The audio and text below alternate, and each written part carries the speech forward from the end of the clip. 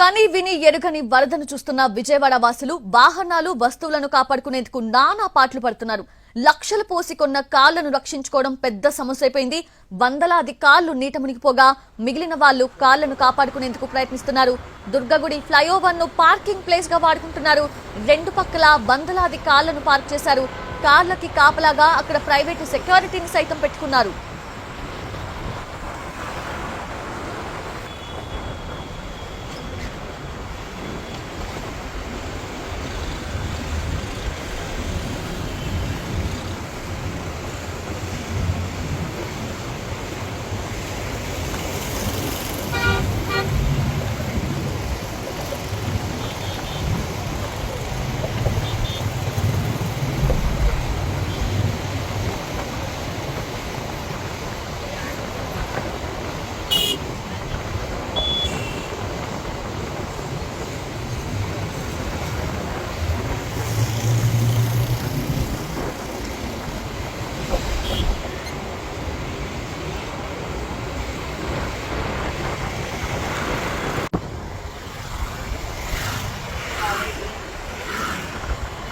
కనీ విని ఎరుగని వరదను చూస్తున్న విజయవాడ వాసులు వాహనాలు వస్తువులను కాపాడుకునేందుకు నానా ఇబ్బందులు పడుతున్నారు.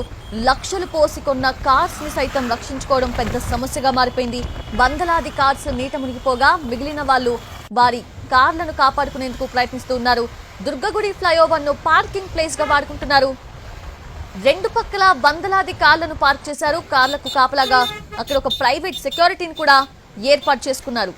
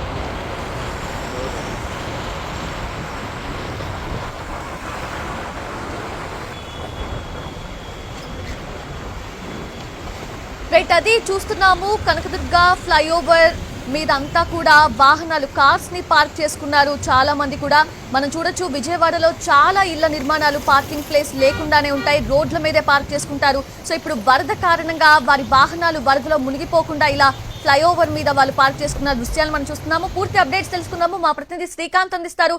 శ్రీకాంత్, ఏంటి ఎప్పటి నుంచి ఇలా పార్క్ చేసుకున్నారు వాళ్ళు ఫ్లైఓవర్ మీద?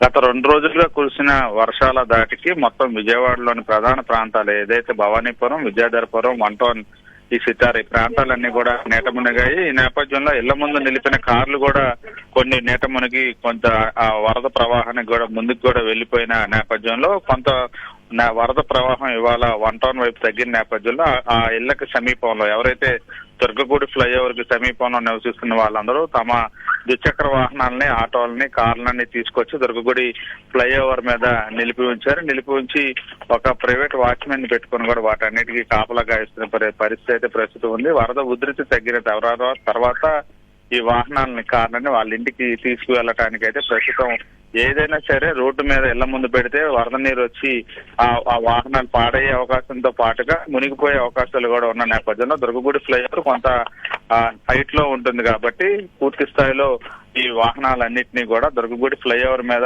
పార్కింగ్ చేసిన పరిస్థితి అయితే ఉంది. ఈ నేపథ్యంలో పోలీసులు కూడా నిన్న దుర్గగుడి ఫ్లైఓవర్ ను కూడా రాకపోకలు నిలిపివేశారు. ఇవాళ ఉదయం నుంచి కూడా అది తిరిగి అందుబాటులోకి వచ్చిన నేపథ్యంలో పూర్తి స్థాయిలో బయట ఉన్న రోడ్ల మీద ఉన్న పరిస్థితులు, వరద నీరు ఉధృతి నేపథ్యంలో ఈ వాహనాల పార్కింగ్ కి సంబంధించి కూడా ఎటువంటి అభ్యంతరం కూడా వ్యక్తం చేయకుండా వాటిని వదిలేసిన పరిస్థితి అయితే ఉంది. సౌజన్య.